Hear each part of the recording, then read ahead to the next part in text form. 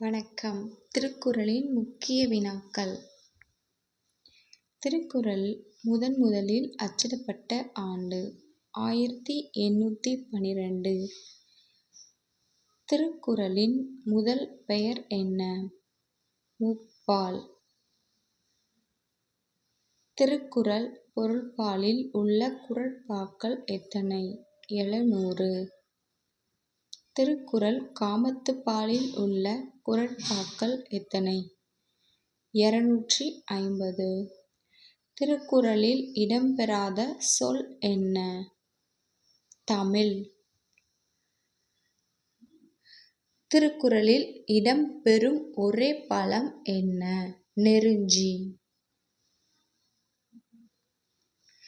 திருக்குறளில் உள்ள மொத்த எழுத்துக்கள் எத்தனை? 42,194. திருக்குறளில் இடம்பெறாத ஒரே எண் எது? 9. திருக்குறளில் பயன்படுத்தப்படாத ஒரே உயிரெழுத்து எது? ஔ.